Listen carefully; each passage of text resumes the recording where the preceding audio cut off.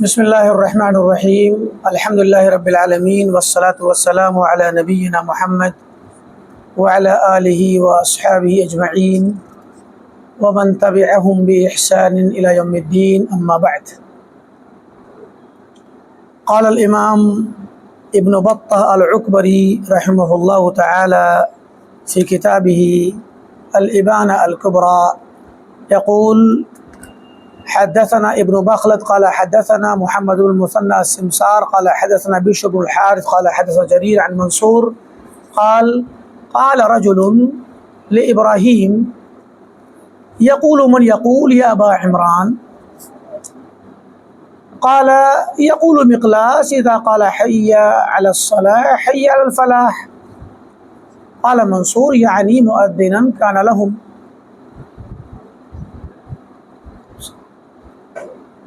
ہمارا یہ ہفتہ واری درس جو عقیدہ اور منہج کے متعلق بڑی اہم ترین کتاب الابانہ الکبریٰ کے درس اور اس کی تشریح کے ساتھ چل رہا ہے. یہ کتاب عقیدے کے بڑے مشہور امام اور معتبر امام ابن بطہ عکبری رحمہ اللہ کی ہے، جو 4 صدی ہجری کے عالم ہیں، اور یہ وہ زمانہ ہے جس وقت عقائد میں اور مناہج میں بڑے اہم مکتبہ فکر وجود میں آئے. 387 میں آپ کا انتقال ہے، اور دنیائے اسلام میں اس وقت اکثریت جن اعتقادی اور منہجی مکتبہ فکر کی ماننے والی ہے، ان میں اشعری مکتبہ فکر اور ماتریدی مکتبہ فکر، یہ عقیدے کے مکتبہ فکر ہیں. عقیدے کو پڑھنے اور سمجھنے سمجھانے کے اسکول آف تھاٹس ہیں. تو یہ دونوں مکتبہ فکر اسی 4 صدی میں ہی وجود میں آئے، کیونکہ امام ابو الحسن اشعری رحمہ اللہ کا انتقال 324 ہجری میں ہے، اور بھی اقوال ہیں ان کی وفات کے متعلق 24، 26، 28 وغیرہ، لیکن 24 زیادہ مشہور ہے. اور امام ابو منصور ماتریدی، جن کی طرف ماتریدیت منسوب ہے، جو اس کے مؤسس کہلاتے ہیں، وہ جو ہیں 333 ہجری کے وفات یافتہ ہیں. اور اس وقت ابن بطہ کی عمر 20-25 سال یا 28 سال رہی ہوگی، اس لیے کہ 304 میں ان کی پیدائش ہے. تو ابو الحسن اشعری کی وفات کے وقت یہ 20 سال کے رہے ہوں گے، اور اسی حساب سے آپ جو ہے 26-27 سال کے یا 29 سال کی عمر ان کی رہی ہوگی ابو منصور ماتریدی کے زمانے میں. مطلب 29 سال اور 20 سال یا 30 سال کا جو دور ہے وہ جوانی کا دور ہوتا ہے. ایسی عمر میں انسان اپنے ارد گرد کے ماحول کو اور تعلیم یافتہ شخص سمجھنے لگتا ہے. تو ان بدعتوں کو اور ان ماحول کو، ان حالات کو ابن بطہ نے بڑے قریب سے دیکھا ہے، خاص کر عراق میں جہاں کے یہ رہنے والے تھے. تو اس سے ان کو اس سنگینی کا پتہ ہے جو سنگینی حالات کی بن رہی تھی، اور ایک نیا مذہب وجود میں آ چکا تھا. نیا مذہب کیا تھا؟ وہ ابن کلاب کا مذہب تھا. ابن کلاب کا مذہب اس زمانے کی سب سے بڑی جو ایک طرح سے آب و ہوا کے ماحول کی خوبی تھی، وہ یہ یا خرابی کہیے، خوبی یا خرابی، کہ اس وقت عقل کا اور عقلی علوم کا بہت غلبہ تھا. اور وہ عقلی علوم کا غلبہ جو معتزلہ کے غلبے سے خاص کر خلافت عباسیہ میں شروع ہوا تھا، اور جس کے نتیجے میں بڑے بڑے امتحانات ہوئے، علماء کے خلق قرآن کا مسئلہ آیا، اور بھی بہت سارے فرقے وجود میں آئے. علم کلام، ایک مستقل علم وجود میں آیا منطق اور فلسفے کی وجہ سے. تو ان عقلی بدعتوں کو رد کر پانا ہر انسان کے بس کی بات نہیں تھی، اور آج بھی یہی مسئلہ ہے. ابھی آپ اگر کسی بدعتی سے بات کریں انہی ماتریدیوں کے علماء سے بات کیجئے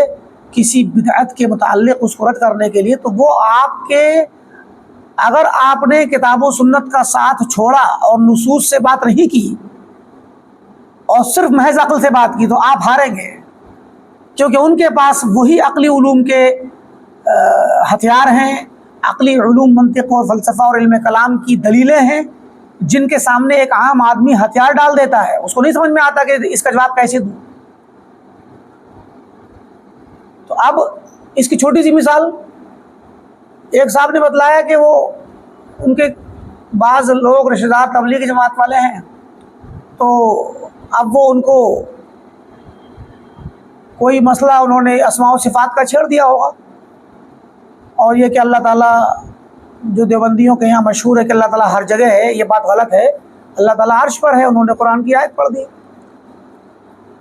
تو ایک تبلیغی جماعت کے عام لوگ عام طور پہ تو جوہلا ہی ہوتے ہیں، تو اس نے کہا کہ بھائی تم کیسے کہتے ہو کہ اللہ تعالیٰ عرش پر ہے؟ اگر عرش پہ ہے تو عرش پہ مستوی ہونے سے پہلے کہاں تھا؟ سمجھے کہ نہیں؟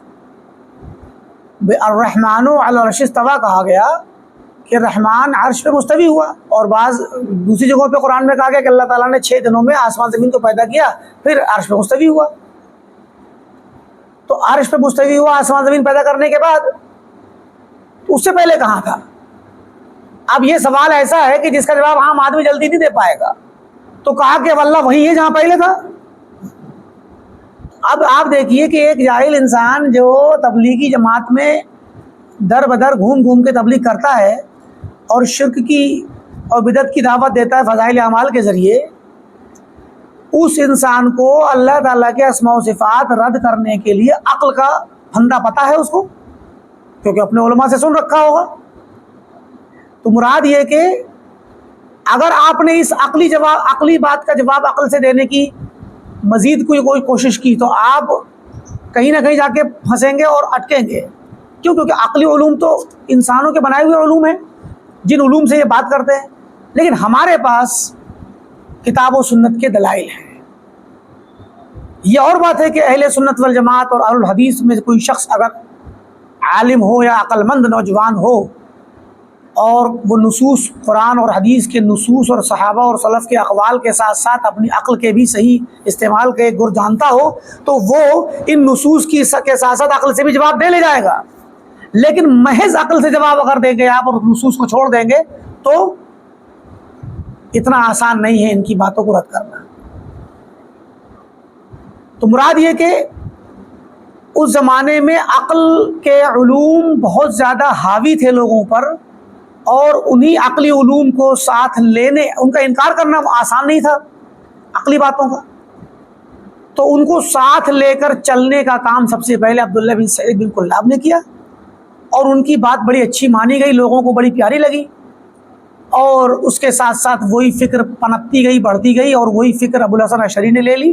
اور ابو منصور ماتریدی نے لے لی، اور ان لوگوں کے ذریعے یہ فکر بہت زیادہ مضبوطی سے مستحکم ہو کر کے پھیلی۔ تو وہ دور جس وقت یہ فکر پھیل رہی تھی، اس کو پایا ہے ابن بطہ اکبری رحمہ اللہ نے، تو اسی لیے یہ بہت سخت ہیں، ابن بطہ بہت شدید ہیں اہل بدعت کے خلاف۔ جو شخص اس کتاب کو پڑھتا ہے یا پڑھے تو اس کو چاہیے کہ بار بار پڑھے، اور اس میں ابن بطہ سلف کے اقوال بھی اصل تو طریقہ آپ نے دیکھا مسلسل دروس میں کہ وہ کسی بھی باب کو قائم کرتے ہیں تو پہلے قرآن کے نصوص لاتے ہیں، آیات لاتے ہیں، پھر احادیث لاتے ہیں، پھر صحابہ کے اقوال، پھر تابعین کے اقوال، تبع تابعین کے اقوال، ائمہ مجتہدین کے اقوال،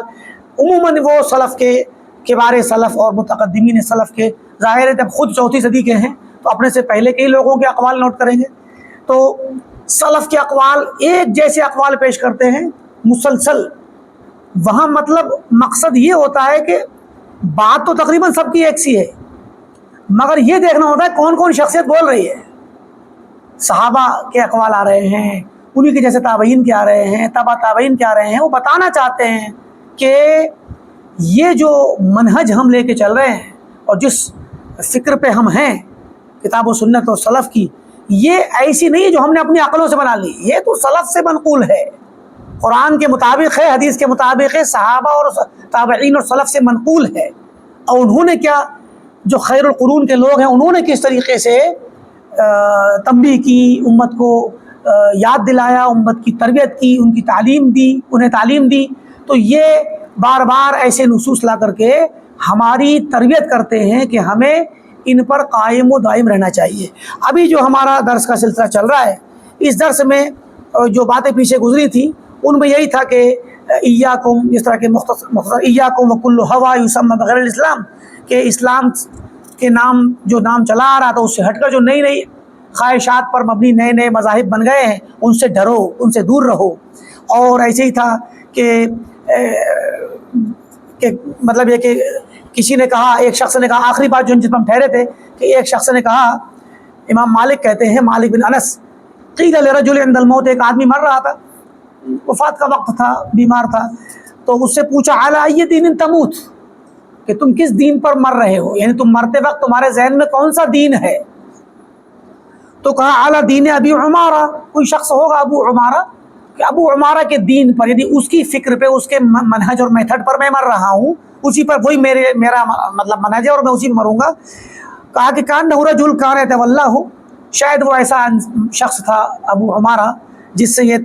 ولایت رکھتا تھا، محبت رکھتا تھا، من بعض اہل الاہواء، بعض بدعتیوں میں سے تھا وہ شخص۔ فقال مالک، امام مالک نے کہا کہ یدع المشؤوم دین ابی القاسم، یہ بدبخت ابو القاسم کے دین کو چھوڑ رہا ہے، ویموت علی دین ابی عمارہ، اور ابو عمارہ کے دین پہ مر رہا ہے۔ امام مالک نے کہا، امام مالک ایک امام ہیں، 4 ائمہ میں سے، تبع تابعین کے درجے کے ہیں، تو امام مالک، اب دیکھیں صحابہ، تابعین، تبع تابعین، تیسرا طبقہ ہے یہ جو خیر القرون کا ہے، تو امام مالک، ان کی امامت آج بھی مسلم ہے، پورا افریقہ تو مالکی ہے، پورا افریقہ، بر اعظم افریقہ پورا مالکی ہے، اور بھی دوسری جگہوں پہ مالکی لوگ ہیں، لیکن افریقہ پورا کا پورا مالکی ہے۔ تھوڑا سا شمال افریقہ میں، مصر میں اور لیبیا، جزائر وغیرہ میں شافعی اور حنفی کچھ ہیں تھوڑے سے، لیکن بقیہ سب پورا افریقہ مالکی ہے، اور حتیٰ کہ اندلس اور پرتگال، جو اس زمانے میں اسپین اور پرتگال جو اندلس تھا، وہاں بھی سب پہلے مالکی ہی تھے۔ تو مالکیہ، امام مالک کی شاگرد افریقہ کے تھے جو زیادہ ادھر وہیں سے آئے پڑھنے، ادھر چلے گئے تو وہ مذہب مالک وہاں پھیلا۔ تو امام مالک نے کہا کہ یہ بدبخت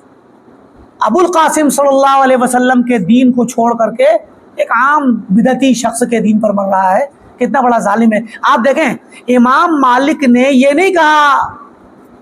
کہ اس بدبخت کو چاہیے تھا کہ وہ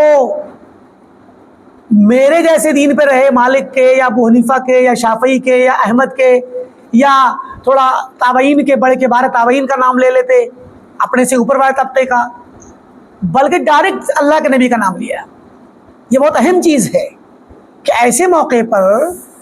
جب کسی شخص کو منہجی طور پہ کوئی اتنا منحرف ہو کہ وہ عوام یا عام لوگوں کے،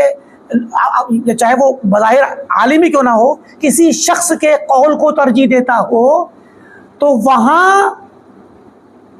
اس سے یہ نہیں کہا جائے گا کہ تو ہمارے عالم کی بات مان۔ بڑی پتے کی بات ہے یہ بات ہم نے پیچھے والے سبق میں، درس میں کہی تھی کہ ہمارے علماء اہل الحدیث کا طریقہ رہا ہے کہ وہ اپنی دعوت میں اور اپنی تبلیغ کے دوران، اپنے جلسوں میں، اپنے پروگراموں میں، اور جو بھی ان کی تقریر اور دعوت کے طریقے ہیں، وہ ہمیشہ اپنی کتابوں میں ہمیشہ سے یہ کہتے رہے ہیں کہ قرآن و حدیث،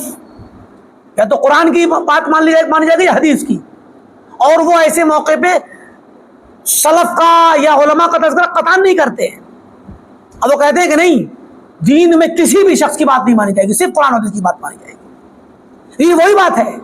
امام مالک کہہ رہے ہیں کہ یہ بدبخت، یہ منحوس، مشؤوم مطلب منحوس مطلب بدبخت مراد ہے، یہ بدبخت ابو القاسم صلی اللہ علیہ وسلم کے دین کو چھوڑ کر کے ابو عمارہ کے دین کو بھی اختیار کر رہا ہے اور اس پر مر رہا ہے۔ تو آپ دیکھیں یہاں، چونکہ اس نے ایک شخص کی تقلید کرنے والی بات کہی، وہ مقلد تھا ایک شخص ابو عمارہ نامی کسی بدعتی کا، تو اس مقلد کے مقابلے میں کتاب و سنت یعنی اللہ کے نبی ابوالقاسم صلی اللہ علیہ وسلم کا ذکر کیا، تو ہمارے علماء اہل حدیث بھی خاص کر بر صغیر میں ہند و پاک اور نیپال اور بنگلہ دیش اور افغانستان اور سری لنکا اور ادھر کے ماحول میں ہمارے علماء عام طور پہ آپ سنیں گے کہ دین میں کسی بھی انسان کی بات نہیں چلے گی، کسی بھی امام اور عالم کی نہ سنو. ہمارے علماء منع کرتے ہیں اور یہ بات حق ہے منع کرنا. کیوں؟ کیونکہ وہ جو منع کرنے والے عالم ہوتے ہیں وہ جس موقع پر منع کر رہے ہوتے ہیں، جس سیاق و سباق میں اور جس ماحول میں منع کر رہے ہوتے ہیں، وہ ماحول خالص تقلیدی ہوتا ہے. ایسے لوگوں کے درمیان بات چل رہی ہوتی ہے جو تو رجال اور عوام علماء ہی کی بات مانتے ہیں اور نہ کسی عالم اور امام کی بات کو اتنا مقدس اور معظم مانتے ہیں کہ اس کے سامنے حدیث کو ٹکرا دیتے ہیں، قرآن کو ٹکرا دیتے ہیں. تو ایسے لوگوں کے سامنے ان بیماریوں کا علاج کیا ہے کہ سارے علماء اور سارے اماموں سے کاٹ کے قرآن و سنت سے جوڑنا. لیکن علماء اہل الحدیث اس بات سے بھی واقف ہیں اور ہوشیار اور بیدار ہیں کہ اگر ان کی اس دعوت پر کچھ لوگ اہل الحدیث اور سلفی ہو جائیں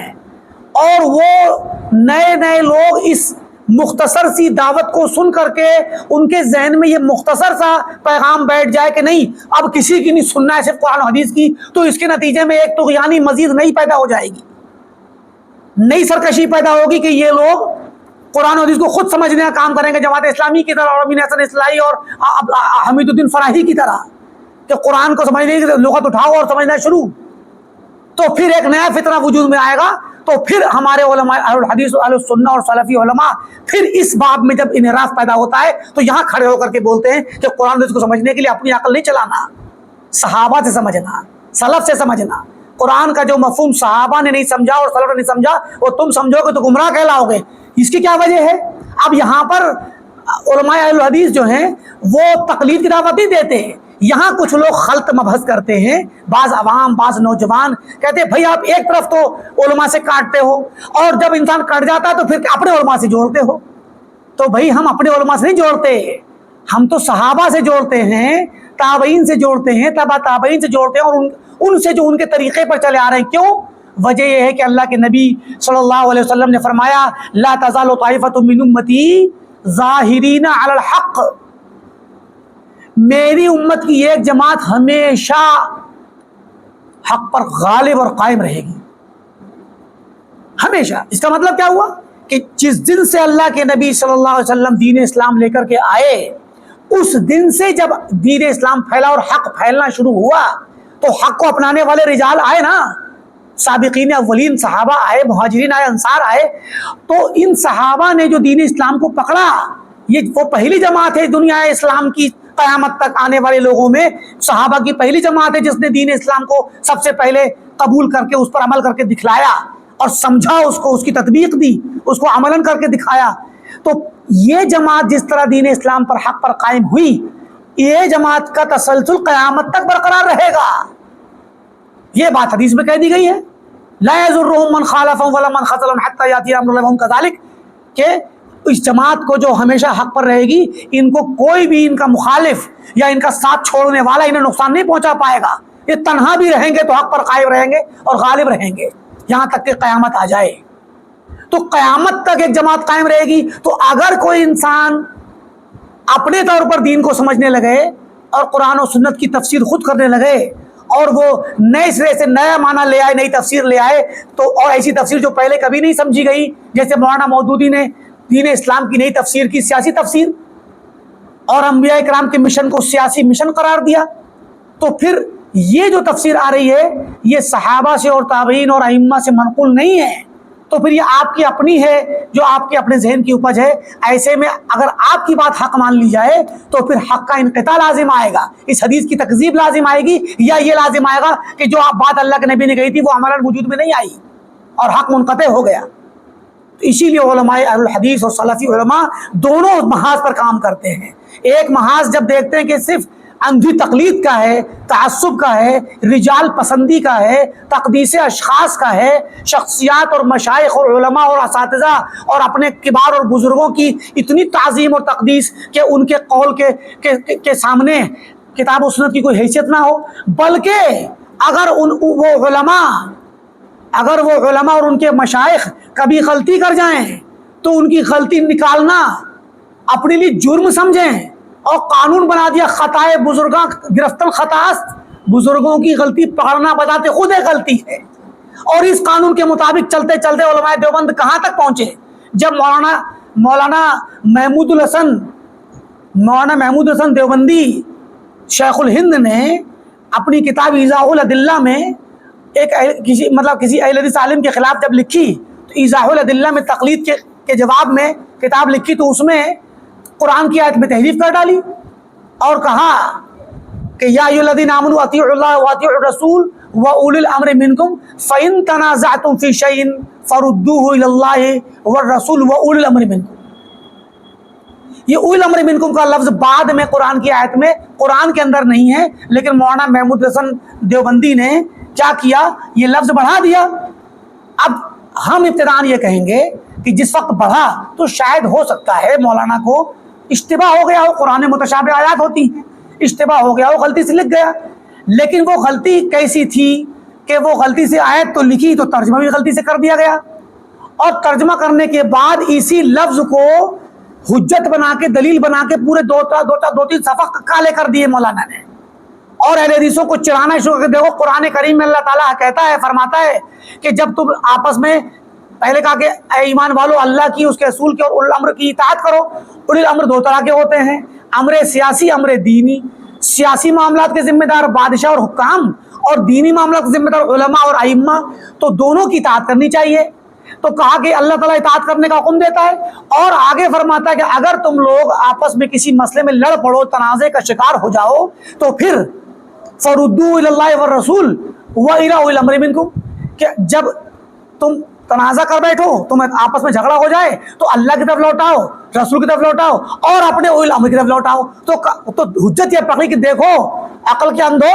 اہل حدیثوں اور غیر مقلدوں، دیکھو اللہ تعالیٰ نے کس طریقے سے علماء کی طرف لوٹنے کا حکم دیا ہے۔ یہ تو ایک جملہ ہے، مولانا نے تو کئی صفحات کالے کر دیے تھے اس جملے کے ذریعے تائید پا کر کے اور اہل حدیثوں کو رگڑنے اور لتھیڑنے میں۔ اب جب یہ کتاب چھپ کر کے میدان میں آئی، میدان مناظرہ میں اور لوگوں کے سامنے آئی، تو علماء نے اس لفظ کو پکڑا اور کہا کہ یہ تو کھلی تحریف ہے، اضافہ ہے کتاب اللہ کے اندر، اور اس تحریف پر آپ اپنے مسلک کی بنیاد رکھتے ہیں، تو آپ تو یہودیوں سے بھی گئے گزرے ہو گئے۔ تو اس پر جب لوگوں نے اس بات کی طرف اشارہ کیا اور بلکہ ان کی خوب مذمت کی، تو ہوا یہ کہ دیوبند میں علماء دیوبند کا اجتماع ہوا، اور علماء دیوبند کا اجتماع ہوا تو وہاں بیٹھ کے یہ میٹنگ میں طے پایا کہ بھئی یہ بات تو صحیح ہے کہ حضرت سے، اب اس کو کیا کہا ہوگا وہ تو اللہ بہتر جانے، چوک تو ہوئی ہے، انہوں نے کیا کہا ہم نہیں جانتے، تو چوک تو ہوئی ہے تو حضرت سے بات کر لیجئے۔ کون کرے؟ ایک صاحب کو حضرت سے بات کرنے کے لیے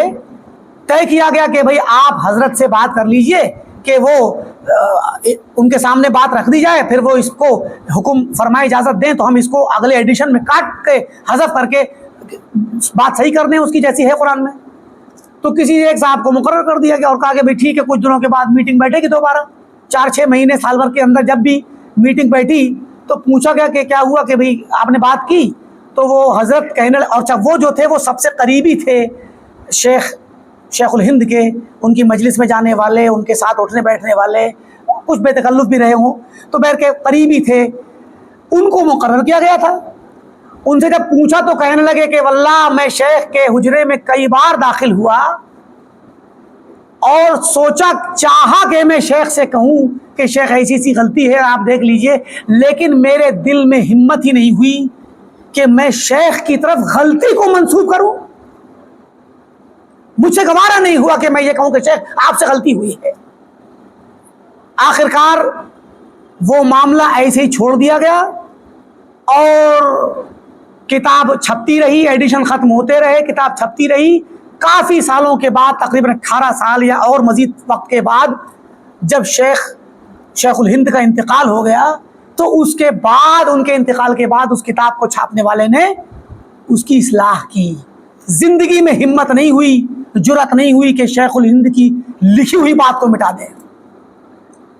تو جب یہ حال ہو شخصیتوں کی تقدیس اور تعظیم کا، کہ قرآن کی تحریف کی ہوئی آیت کو کاٹنے اور مٹانے میں اتنا تردد ہے، تو وہاں پر آپ کے اور ہمارے علماء یہ کیوں نہیں کہیں گے کہ شخصیتوں کو ہٹاؤ اور ڈائریکٹ قرآن و سنت پہ آؤ؟ تو اس ماحول اور اس سیاق و سباق کو سمجھنا ضروری ہے کہ علماء اہل حدیث اور ہمارے سلفی علماء بہت سے مقامات پر تقریروں میں، مناظروں میں، کتابوں میں، خطبوں میں اور انفرادی دعوت میں، اجتماعی دعوت میں یہ کہتے ہیں کہ دین اسلام میں کسی کی نہیں مانی جائے گی، کسی بھی آدمی کی، کسی بھی عالم کی، کسی امام کی، صرف قرآن و حدیث کی مانی جائے گی۔ اور وہ یہ بھی کہتے ہیں کہ قرآن و حدیث کو سمجھنے کے لیے سلف کی تفسیر ضروری ہے، صحابہ کی بات ضروری ہے، اور ائمہ سلف سے قول آنا ضروری ہے، ورنہ قرآن کو اگر آپ اپنی عقل سمجھیں گے تو یہ گمراہی ہے۔ تو یہ تعارض نہیں ہے، یہ کنٹراڈکشن نہیں ہے، آپ اپنی ہی بات کو اپنے خلاف کہنے والی بات نہیں ہے، بلکہ دونوں باتوں کا اپنا اپنا سیاق ہے۔ اور وہ ہم نے جیسا کہ بتلایا کہ جب ماحول تبلیغ اور دعوت اور تعلیم اور اشاعت کا وہ ہو جہاں پہ خالص اندھے مقلد ہوں، جہاں کتاب و سنت کو ترک کرنے والے اور اشخاص کی پوجا کرنے والے، تقدیس کرنے والے غیر اللہ کی پجاری مشرک ہوں، تو پھر ان کے سامنے تمام ذرائع کو کٹ کر کے سد ذرائع کے طور پہ کتاب و سنت کا نام لیا جائے گا اور اشخاص اور ائمہ کے نام کو ختم کیا جائے گا اور ڈائریکٹ کتاب و سنت کی دعوت دی جائے گی۔ لیکن جب ایسا ماحول ہو جو ہمارے اپنا ہے اور ہمارے نوجوان جو سدھر کے کتاب و سنت پہ آ گئے، اب وہ اگر ڈائریکٹ کتاب و سنت میں گھسنے لگے جماعت اسلامی کی طرح اور امین حسن اصلاحی اور حمید الدین فرائی وغیرہ کی طرح اور معتزلہ کی طرح، تو پھر ان کو روکا جائے گا کہ کتاب و سنت میں ڈکشنری سے نہ گھسو اور ان کو اپنی عقل سے نہ سمجھو اور اس کی تفسیر نہ کرو، ورنہ تم معتزلہ سے بھی آگے نکلو گے اور الحاد کے راستے پہ جاؤ گے۔ تو پھر ان کو قید لگائی جائے گی کہ قرآن و سنت کو سلف کی تفسیر کے مطابق سمجھنا ہے۔ تو یہ ہے اہل السنہ والجماعہ کا طریقہ۔ تو مراد یہ ہے کہ امام مالک کا یہ قول کتنا خوبصورت ہے، یہ بات کو سمجھنا ہے کہ امام مالک نے فرمایا کہ یدع المشؤوم دین ابی القاسم، یہ بدبخت ابو القاسم صلی اللہ علیہ وسلم کے دین کو چھوڑ رہا ہے، اور ویموت علی دین ابی عمارہ، ابو عمارہ بدعتی کے دین پر مر رہا ہے۔ تو ابو عمارہ کی وہ تقلید کرتا تھا، ایک بدعتی شخص تھا، اس کی تقلید کرتا تھا، تو تقلید رجال کے مقابلے میں ابو القاسم صلی اللہ علیہ وسلم کا نام لیا۔ یہ نہیں کہا کہ ابو حنیفہ کی، شافعی کی، احمد کی اور حسن بصری کی یا دیگر صحابہ کرام کی کی تقلید کرو یا ان کی بات مانو۔ صحابہ کا اور تابعین کا نام نہیں لیا، بلکہ نبی صلی اللہ علیہ وسلم کا نام لیا، یہ بتانے کے لیے کہ مقلد کے سامنے تو ڈائریکٹ قرآن کی بات کہی جائے گی اور اللہ کے نبی کی بات کہی جائے گی، تاکہ اس کا جو ایک دل میں ایک علماء سے تعلق ہے اور علماء اور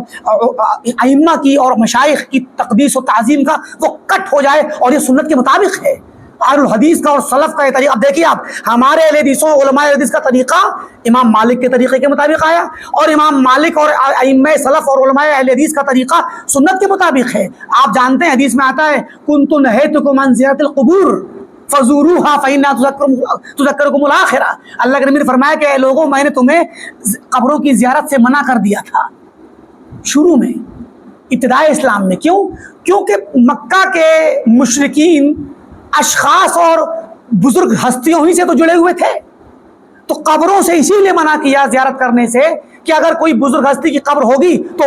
اسلام لانے کے بعد ان قبروں سے مانگیں گے اور شرک کریں گے، تو پہلے کٹ کر کے راستہ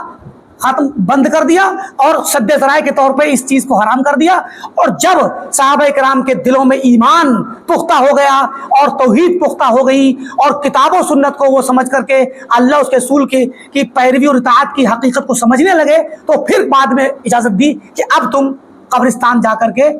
زیارت کر سکتے ہو، کیونکہ وہاں جاؤ گے تو آخرت تمہیں یاد آئے گی۔ تو یہ طریقہ وہی ہے کہ پہلے لوگوں سے اور اماموں سے کاٹو، تاکہ اس کے دل سے جو علماء کی اور اماموں اور مشائخ کی تقدیس و تعظیم اور پوجا اور عبادت کا اس کا جو ایک جذبہ ہے وہ ختم ہو کے مٹ جائے۔ جب مٹ جائے تو اس کے بعد اس کو سلف کے تفسیر سے اور علماء اور ائمہ سلف کے منہج سے جوڑو تاکہ وہ بے لگام ہو کر کے دین منمانی نہ کرے۔ تو یہ دیکھیں آپ اہل الحدیث کے منہج کی پختگی جو سلف کے طریقے کے مطابق ہے، ائمہ اربعہ کے طریقے کے مطابق ہے اور سنت نبوی کے مطابق ہے۔ تو اسی کے ساتھ میں ایک اور روایت آ رہی ہے جس میں ایک آدمی، بہت زیادہ وہ واضح نہیں ہے لیکن دیکھیے اس میں کہتے ہیں کہ ایک آدمی نے کہا، ابراہیم نخعی سے بہت مشہور تابعی ہیں، 96 ہجری میں انتقال ہے، کہتے ہیں ایک آدمی نے کہا کہ یا ابا عمران یقول من یقول یا ابا عمران، وہ کسی کا قول نقل کر رہا تھا کہ فلاں صاحب نے کہا، فلاں نے یہ کہا، فلاں نے یہ کہا، مطلب گویا کسی شخصیت کا قول نوٹ کر رہا تھا ابراہیم نخعی کے پاس۔ تو انہوں نے کہا رکو بھائی رکو، فلاں کہتا ہے فلاں کہتا ہے نہ کہو، فلاں کہنے میں تو وہ یقول المقلاس اذا قال، بھئی ہمارے ہاں ایک مقلاس ہے، شخص ہے مؤذن، آگے منصور کہتے ہیں کہ ایک مؤذن تھے، تو قال اور فلاں کہتا ہمارے ہاں ایک مؤذن ہے وہ حی علی الصلاۃ کہتا ہے، وہ بھی تو کچھ کہتا ہے، حی علی الصلاۃ حی علی الفلاح کہتا ہے۔ تو کیا مطلب یہ کہ فلاں کہتا کی بات نہیں چلے گی، فلاں کی بات نہیں چلے گی، دین میں قال اللہ و قال رسول کی بات چلے گی۔ ایسے تو ہمارا مؤذن بھی حی علی الصلاۃ کہتا ہے۔ تو مطلب یہ کہ یہ ایک طریقہ تھا کہ اس کی بات کاٹ دی وہیں پر انہوں نے،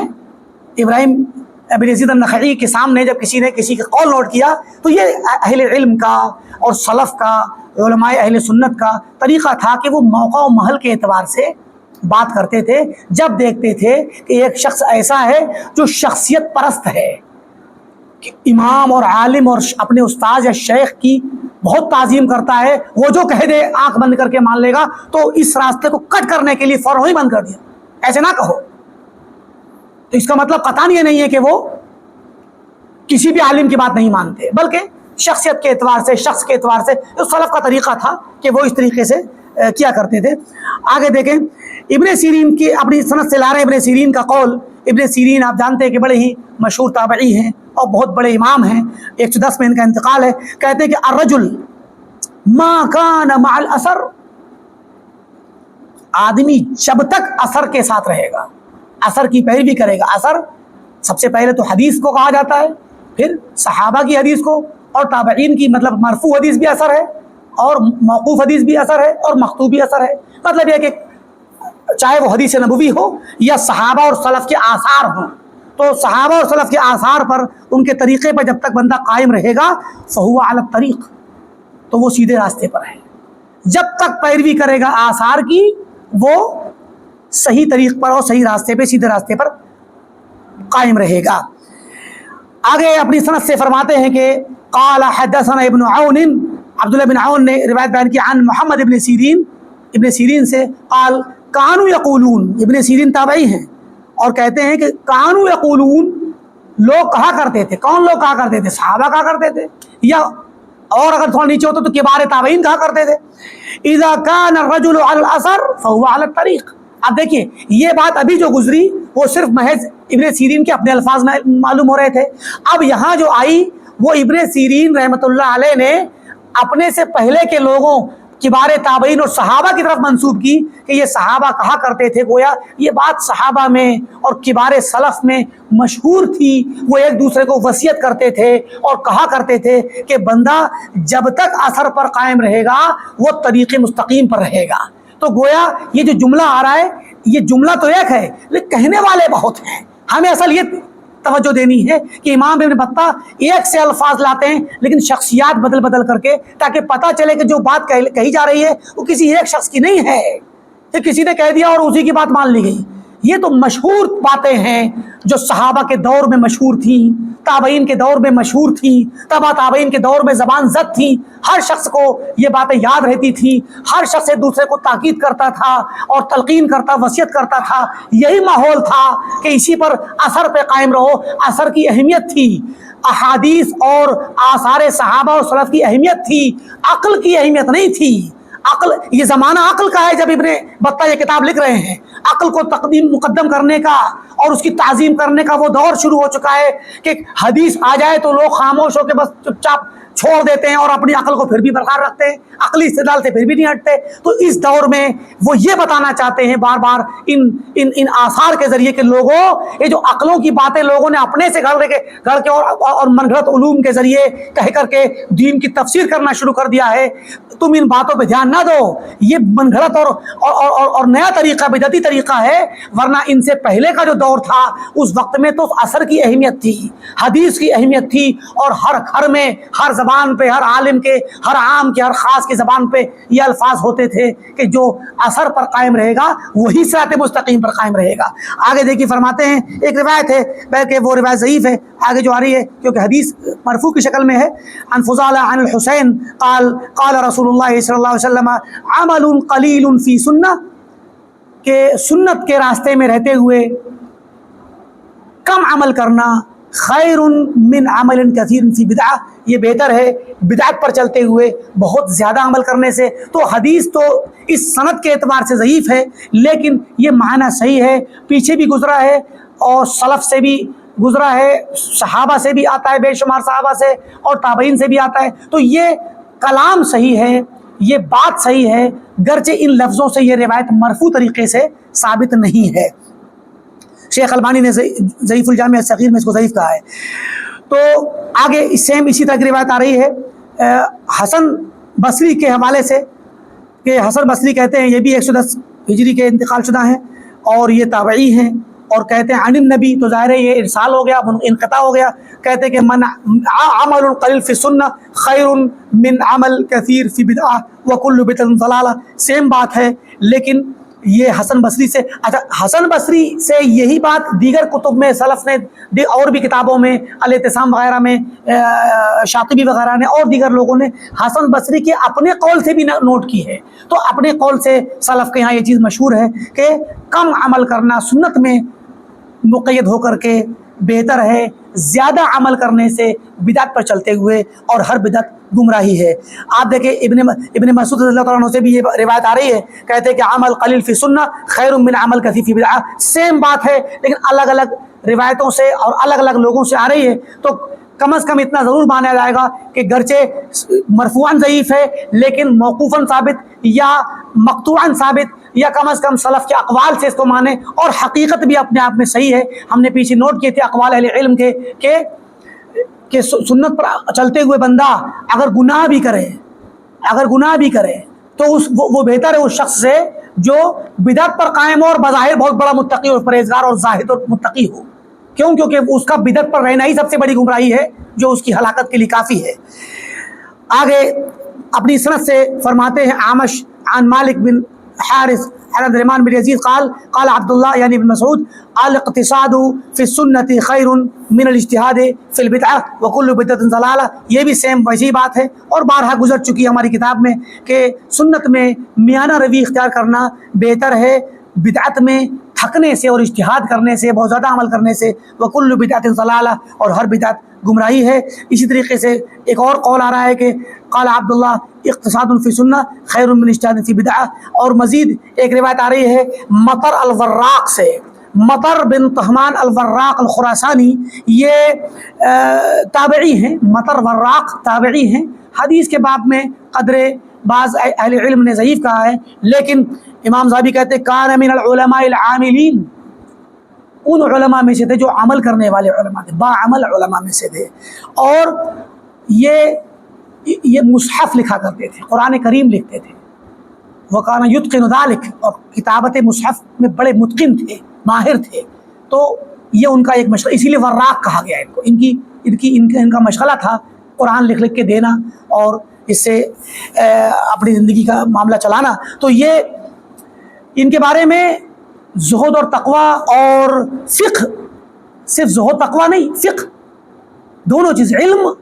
اور عمل، زہد اور تقوی اور فقہ میں مثال دی جاتی تھی، بلکہ بعض ائمہ معاصرین اس زمانے کے علماء نے کہا ڈائریکٹ یا انی لارجو ان یکون الوراق فی الجنہ، مطلب اس طرح سے، حالانکہ قطعا نہیں کہا،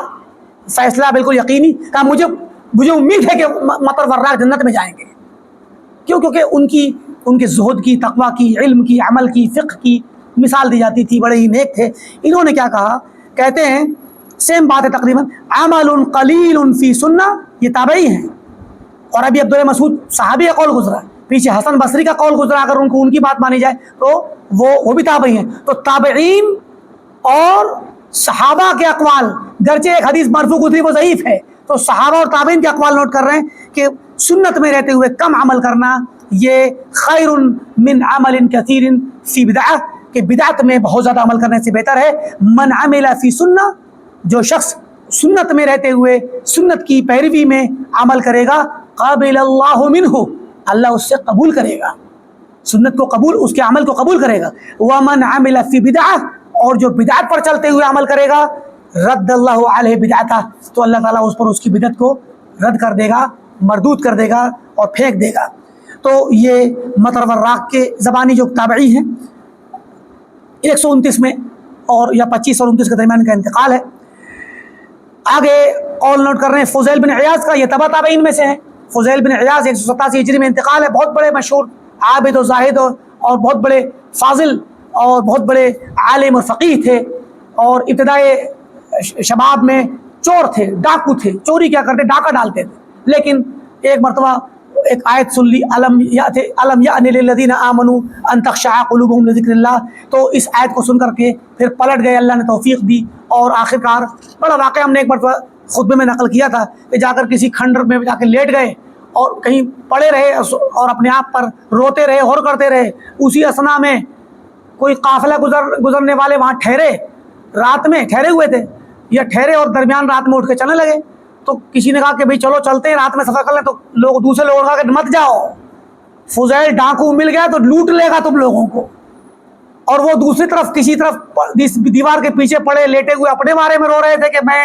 کتنا بڑا سیاکار ہوں. تو اوپر سے یہ سن کر کے ان کو اور زیادہ اس بات کی توبیخ ان کو ہوئی، اور آخر اللہ تعالیٰ نے ان کو ہدایت دی، اور وہ سچے دل سے انہوں نے توبہ کی، اور علم بھی عمل دونوں انہوں نے حاصل کیا، اور وہ عمل کر دکھایا کہ اہل علم کہتے ہیں کہ اللہ تعالیٰ نے فضیل کی زبان پہ حکمت جاری کر دی، ان کے اقوال حکمت سے پر ہوتے ہیں. تو بہرکیف فضیل بن عیاض سنت اور توحید کے اور کتاب و سنت کے بڑے ہی فاضل امام تھے، سنت کی دعوت دینے والے، بدعت کی مخالفت میں شدید. کہتے تھے عمل قلیل فی سنہ خیر من عمل کثیر فی بدعہ. اب دیکھیں آپ، یہ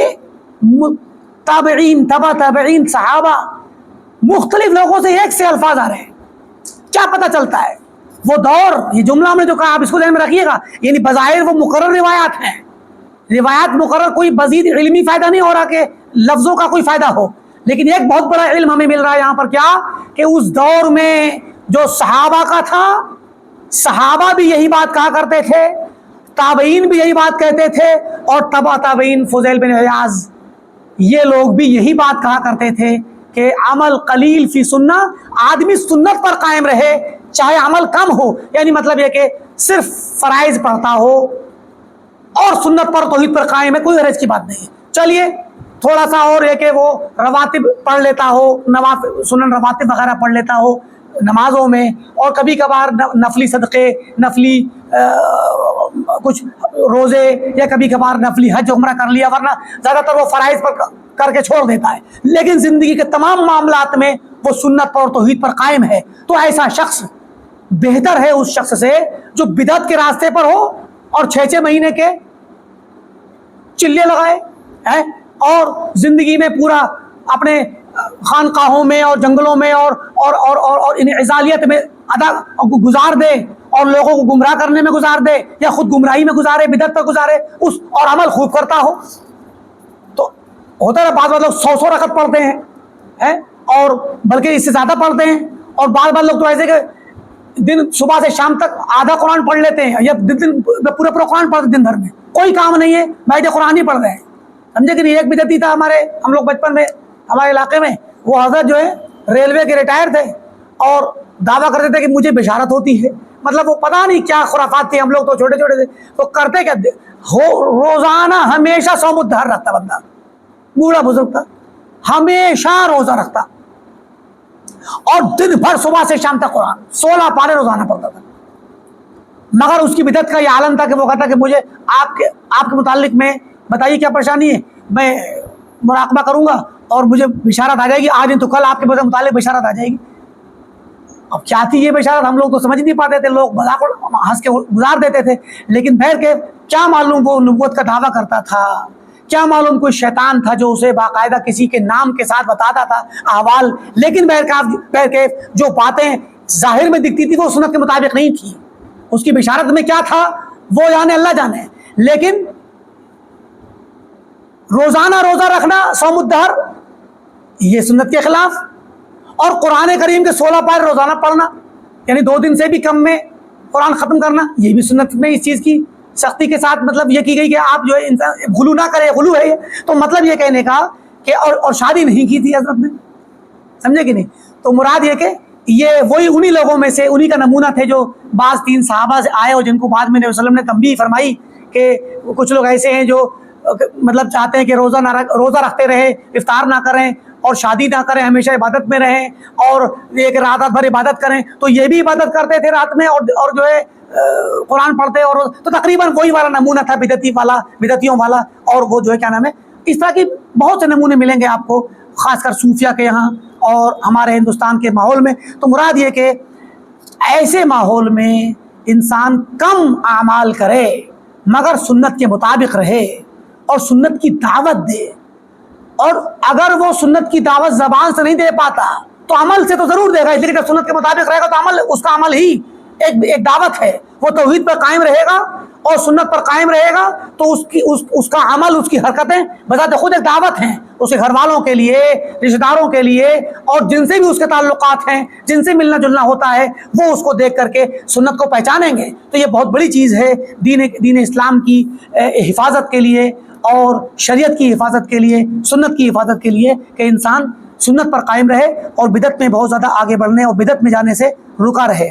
ابن المبارک رحمۃ اللہ علیہ فرماتے ہیں کہ اخبرنا ربیع بن انس عن ابی داؤد عن ابی بن کعب، یہ ابی بن کعب رضی اللہ تعالیٰ عنہ صحابی ہیں، ان سے یہ روایت آ رہی ہے، لالکائی نے اس کو روایت کو نقل کیا ہے، ابو نعیم نے بھی نقل کیا اور ابن مبارک نے زہد میں نقل کیا، مشہور روایت ہے، کہتے ہیں کہ علیکم بالسبیل، علیکم بالسبیل یعنی سبیل سنت، سبیل توحید، جو صحابہ کا سبیل ہے، سبیل المومنین جو ہے اہل ایمان کا جو سبیل ہے، کیونکہ صحابی ہیں، صحابی فرما رہے ہیں تو پھر جو سبیل حق ہے اس حق کے راستے کی پیروی کرو، اس کو پکڑو مضبوطی سے، وہ سنت، حالانکہ سبیل میں سنت موجود ہے، سبیل کو، سبیل مومنین کو، صراط مستقیم کو جو پکڑے گا وہ سنت کو ہی پکڑے گا، کہ کتاب و سنت ہی، توحید و سنت ہی سبیل ہے۔ لیکن آپ دیکھیں کہ خصوصی توجہ، خصوصی تاکید کہ علیکم بالسبیل والسنہ، مضبوطی سے پکڑ لو، تم پر واجب ہے کہ تم پکڑو سبیل کو اور سنت کو، فَإِنَّهُ مَا عَلَى الْأَرْضِ عَبْدٌ، کیونکہ زمین پر کوئی بھی بندہ عَلَى السَّبِيلِ وَالسُّنَّةِ نہیں رہے گا سنت پر اور سبیل پر، وَذَكَرَ اللَّهَ فِي نَفْسِهِ، اور اپنے یعنی سنت اور سبیل اور سنت پر قائم رہے اور اپنے نفس میں اللہ تعالیٰ کو یاد کرے، فَاخْشَعَرَّ جِلْدُهُ مِنْ خَشْيَةِ اللَّهِ، اور پھر اللہ کی خشیت اور خوف سے اس کی جلد کپا جائے، کانپ جائے، اور وہ پہلے سے منہجی طور پہ توحید و سنت پر، سبیل و سنت پر ہو، إِلَّا كَانَ مَثَلُهُ اور مِثْلُهُ كَمِثْلِ شَجَرَةٍ، اس کی مثال اس درخت کی طرح ہوگی، مطلب اگر کوئی بندہ ایسا ہوگا جو سنت اور سبیل پر قائم رہے اور پھر اللہ کو یاد کر کے روئے اور اس کا روٹھا کانپے، تو پھر اس کی مثال اس شخص کی ہوگی کہ اس کی مثال درخت کی طرح ہوگی، کمثل شجرہ، ایک درخت کی طرح، قد یبس ورقها، اور یبس ورقها، اس کا ورق پتے سوکھ گئے ہوں، کوئی درخت ہو جس کے پتے سوکھ گئے ہوں، فہی کذالک، اور وہ درخت ایسے ہی کھڑا رہے سوکھے پتوں کے ساتھ، حتی اصابتها ریح شدیدہ، پھر اچانک تیز طوفان اور ہوا، تیز طوفانی ہوا چلے، فتحات تو ورقها، تو اس کے سارے پتے گر جائیں، تو کہا کہ الا حط اللہ عنہ خطاياه، مگر ایسے بندے کی جب یہ حالت ہوگی کہ وہ اللہ کو یاد کر کے روئے گا اور شرط یہ ہے کہ سبیل و سنت پر ہو، تو پھر اس کے اللہ تعالیٰ خطاؤں کو، گناہوں کو ایسے ہی گرا دے گا، کما تحط تلک الشجرہ ورقها، جیسا کہ وہ درخت اپنے پتوں کو گرا دیتا ہے۔ یعنی یہ کہ کسی بھی بندے کا عبادت میں رونا اور اللہ کو یاد کر کے کانپنا اور تھرتھرانا یہ تبھی فائدہ مند ہوگا جب اس کا منہج سبیل اور سنت ہوگا، सिरात मुस्तकीम और तौहीद और सुन्नत होगा, तभी वो उसको ये रोना और धोना और उसकी कांपना और दुआएं करना और ये अल्लाह के सामने गिड़गिड़ाना तभी काम आएगा। वरना अगर वो बिदत पर है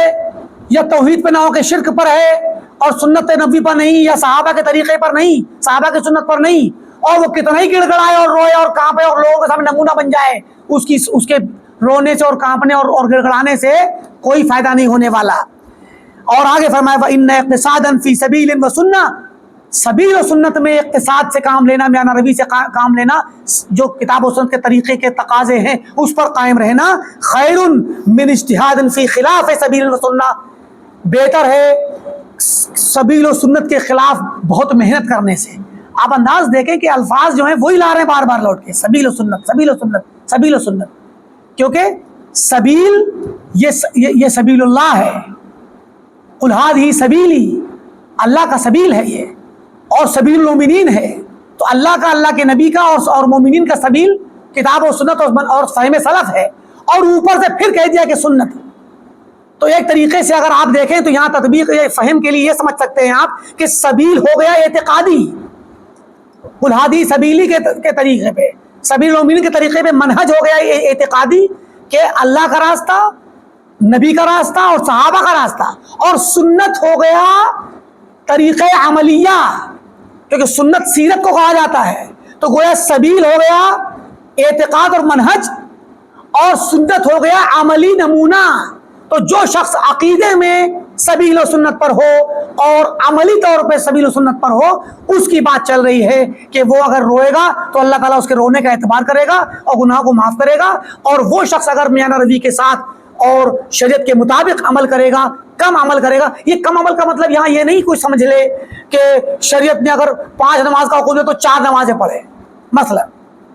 या जो अहकाम शरीयत ने दिए हैं 1 महीने के रोजे तो वो 25 और 20 दिन के रोजे रखे। यहाँ कम का मतलब, अमल कलील का मतलब है बिदत के मुकाबले में बिदती लोग आमतौर पर ज्यादा अमल करते हैं, और वो बिदत वाले अमल होते हैं जो मनगढ़ंत होते हैं, तो उनका अमल ज्यादा दिख रहा होता है, उसी ज्यादा के मुकाबले में कम है, वरना ये फराइज से कम नहीं, और फराइज के बाद रवातिब वगैरह तक या सुनने मासूरा तक महदूद है, उससे आगे नहीं है, जो कि बिदत की शक्ल में बढ़ा दिया गया है। तो ये है इक़्तिसाद फी सबील व सुन्नत, जो बयान रवी है उसकी, वो सबील और सुन्नत में महसूर होकर के है, उसके मुताबिक है, उसके खिलाफ, उससे बढ़कर के या उससे कम नहीं। और इतना हो सकता है कि भाई कोई इंसान नवाफिल ना करे पढ़े तो कोई हरज की बात नहीं है, जो जिन नवाफिल मुतलका की इजाज़त है, नवाफिल मुतलका के यानी मिसाल है कि कोई इंसान अब मगरिब से इशा के दरमियान नफल पढ़ना चाहे और वो खाली है, घर में हो या मस्जिद में कहीं भी हो,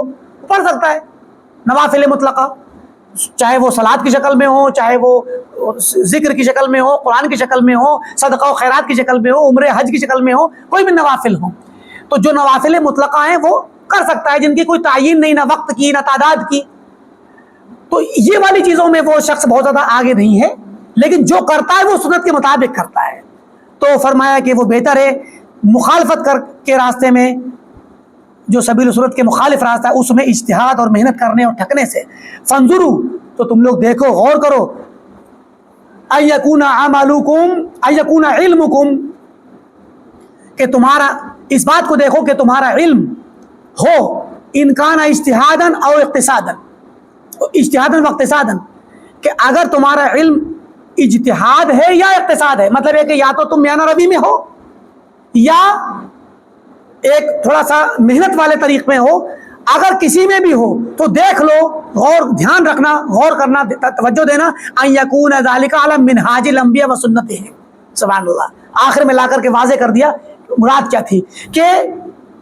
तुम्हारा अमल चाहे तुम मियां रवी में चल रहे हो या ज़्यादा मेहनत करते हो, मान लीजिए सुनने आम्मा और नवाफिल मुतलका के रास्ते से, तो ये ध्यान रखना कि तुम्हारा ये इल्म और अमल जो है मिनहाज अंबिया और सुन्नत अंबिया के मुताबिक होना चाहिए, है नबी सल्लल्लाहु अलैहि वसल्लम की सुन्नत और आपके मनहज। देख रहे हैं, मनहज के लफ्ज़ को आजकल लोगों ने एक तरह से मजाक बना लिया है कि मनहज कहने वाले, इन लफ्ज़ मनहज आजकल गाली बन गया है। کہ جو علماء سلف سلفی علماء اور اہل حدیث علماء غیور علماء منہج کے نام کو لے کر کے سلف کے منہج کو اور منہج نبوی کو لے کر کے دعوت اور تبلیغ میں تاکید کرتے ہیں اور منہج کے مخالفین پر رد کرتے ہیں، ان علماء کے لیے آج کے وقت میں یہ لفظ گالی بنا دیا بعض لوگوں نے، منہجی علماء اور منہج کے ٹھیکیدار اور اس طرح کے الفاظ بول کر کے، حتیٰ کہ بعض ہمارے نادان دوستوں نے جو کہ ہمارے دین کے اور ہمارے عقیدے کے اور ہمارے منہج کے ہیں تو وہ، لیکن نادان ہیں، جو اپنی حرکتوں سے منہج کو اور مسلک سلف کو نقصان پہنچا رہے ہیں بسا اوقات، کبھی کبھار اپنی حرکتوں سے۔ بعض نادان دوستوں نے تو یہاں تک کہہ دیا کہ منہج کا لفظ یہ آج کے زمانے کے لوگوں کی من گھڑت پیداوار ہے، ورنہ پہلے سے تو کیا نام ہے یہ لفظ استعمال ہی نہیں ہوتا تھا۔ بعض نے کہا کہ نہیں، منہج لفظ استعمال کرنے کی ضرورت ہی نہیں ہے، مذہب استعمال کرو، مذہب سلف استعمال کرو، یہی لفظ، اور مذہب استعمال کرنا اور مسلک استعمال کرنا یہی اصل ہے، اور یہی اسی کو کرنا چاہیے، منہج کی باتیں نہیں کرنی چاہیے۔ اس طرح سے بعض لوگوں نے یہ منہ شگافی کی، لیکن آپ دیکھیں کہ اس اثر میں ابی بن کعب رضی اللہ تعالیٰ عنہ سے یہ اثر آ رہا ہے، اور یہاں پر وہ کہتے ہیں کہ غور کرو، دھیان رکھنا کہ تمہارا علم چاہے وہ اقتصاد میں ہو یا اجتہاد میں، میانہ روی میں ہو یا محنت کرنے کے راستے میں، توجہ رکھنا اور دھیان رکھنا ان یکون علی منہاج الانبیاء،